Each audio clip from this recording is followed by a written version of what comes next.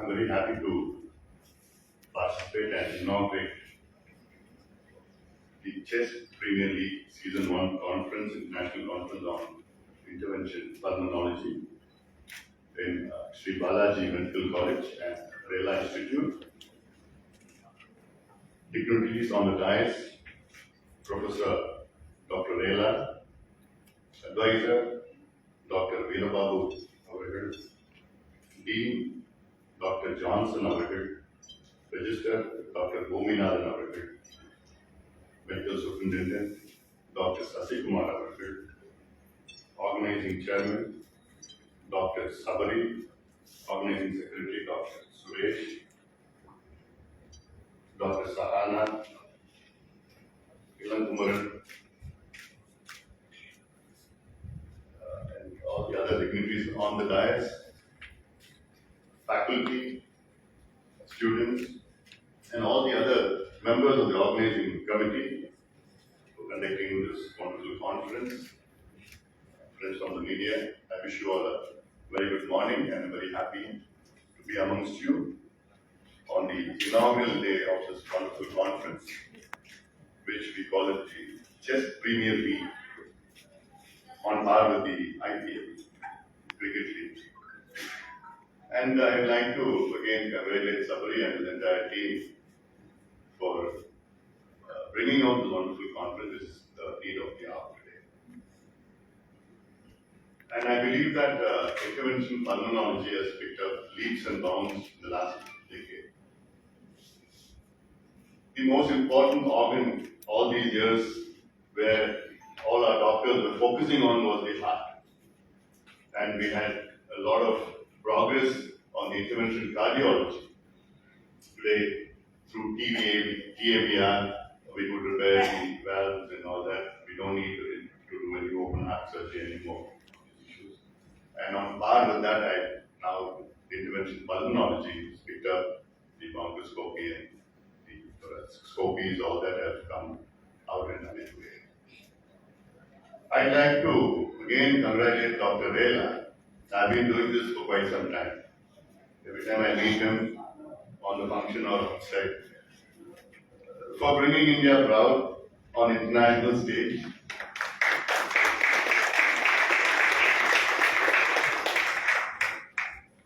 And we are all very proud of you, Doctor.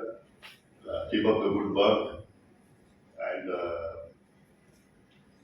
your initiative has motivated hundreds of doctors coming back to India who have all gone abroad. And like you rightly said that today there's no need for anybody to go abroad to get any treatment because everything here is happening in India. And we have a reverse migration. People have gone like earlier, Dr. Trehan, Vedanta Hospital, he's come back, and then we have stalwarts like Dr. Rela, who's come here and proved that you could achieve in staying back from India. I'd like to again say a few words about the issues going on around the country today. And 2 years down post-COVID, we are all recovering back. And I don't know what's going to be the normalcy now. The last 2 years has been terrible for all of us. Every individual in the world has been affected by COVID. Every individual. I could vouch for all the 7 billion individuals living there. Because in any way, directly or indirectly, the way of life has changed, our thought has moved on. And in fact, the work culture has changed. Everything has changed post-COVID. And I don't know what is we're going to look at the future. Because in 2002, we have seen SARS, 2002 and early 2003. Then 10 years down, 2012, we have seen MERS. And then again, after nearly short of a decade, again we have seen this COVID-19. And I believe that all these changes are due to climate change, global warming, which none of us are acknowledging the effects of that. And foresee a lot more newer diseases which is going to be affect us, whether it's viral or bacterial or any other thing like because we have to be prepared for it. And we have to think on those lines of climate change and climate mitigation, adaptation, and rectification, which is going to be a very, very hard concept. And it's not an individual issue, it's just a collective issue. Issues about countries need to be more proactive. I've been talking about climate change in every forum, whatever possible way. And I see that there is going to be, we're going to face a lot of challenges. Not only currently we're facing a challenge about floods, and I believe in the days to come or the years to come, we are going to have a situation where yes, we are going to have rainfall, enough of rainfall.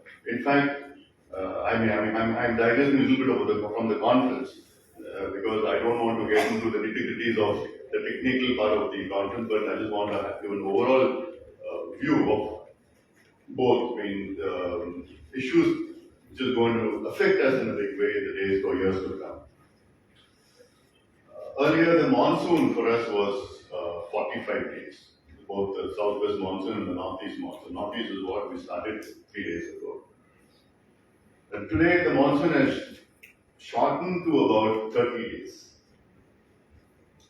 When we had a 45-day monsoon, the average rainfall of Tamil Nadu was 900 millimeters. Today, it has increased to 950 millimeters, increased by 50 millimeters, but the days of monsoon have shortened from 45 to 30 days. And the years to come is going to shorten further to about 20 to 25 days. So we're going to have rain pouring out on us just about a week's rain in one day. So we don't have facilities to collect the rain because whatever pouring, it's going around, going to the sea, and literally 10% is going down.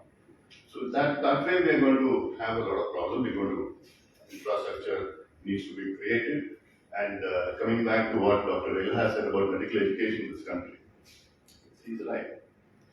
We need more infrastructure. We need more doctors for 1.4 billion population. We need more than 1 million doctors, and especially what he said about postgraduates. We have facilities, but then the regulatory concept of manhandling or mishandling these facilities with the Medical Council of India, now we have the National Medical Commission.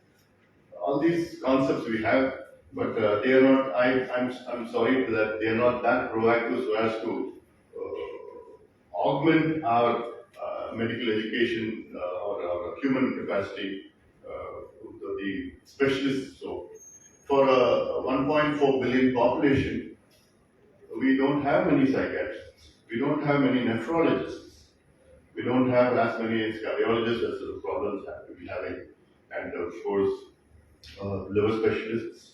So, all that now we have these facilities, and like Dr. Ella said, that yes, we need to be more proactive.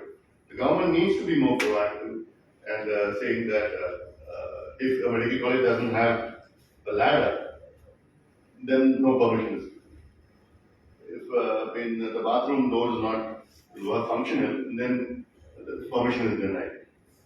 So and I have been through this. I know that I have been through this, and I tried my best during the 5 years of my tenure to rectify this issue. But then again, it goes back to individuals who have been with the system, playing the system, and not making the system move forward for the last 30 years. 30 years is a long time, 3 decades. I've been in fact informed our Honorable Prime Minister many times about this. And I think we need to move forward. We have beautiful hospitals, and we could train a lot of doctors, a lot of specialists, which is the need of the hour today. Like Dr. Ella said, that abroad you go, you have a building, then there's a medical college, and they bring out beautiful doctors out there, and we don't need 25 acres or 30 acres or maybe so-called in a city like this, even 10 acres we don't need. Yes, we could stagger it here and there and then create facilities, which is the need of the hour. And I think we need to be more proactive. Coming back to the subject of pulmonology, the pollution in our country is pretty bad. I don't want to go to Delhi currently right now because Delhi now is the most polluted city in the entire world today. And we have the parliament session coming in, I think, 2 weeks. So a little apprehensive going there. It's man-made. It's a man-made disaster. We have done it to ourselves. We have to blame. We have ourselves to blame for it. Like, and there are two issues in pollution. Recently, Lancet has said that in India, 2.3 million people died due to pollution, and out of that, 1.6 due to air pollution. And in air pollution, we have both air and dust pollution as well. And I don't know how many of you know that Chennai has the highest dust pollution in the country.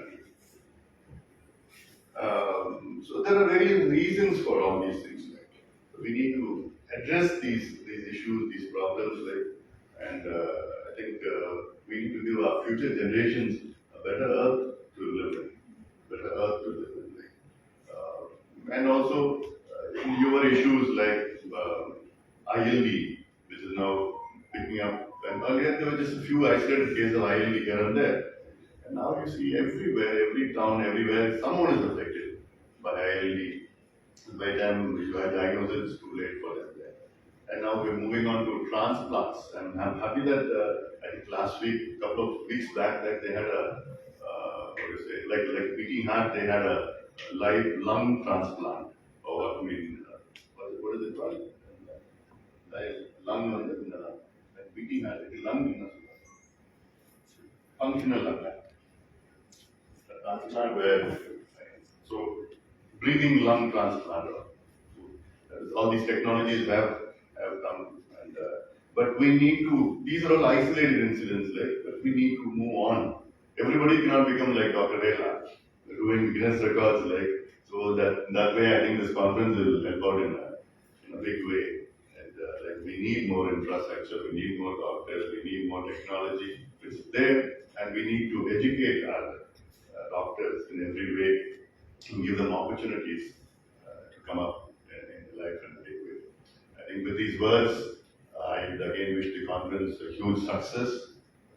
Keep doing this, keep promoting this, and keep updating knowledge to our young doctors, and Sabarit or the entire team, and of course Balaji Medical College establishment, Mr. Maran, Dr. Jagat and all of them who are involved in imparting, helping out in imparting medical education to all of us.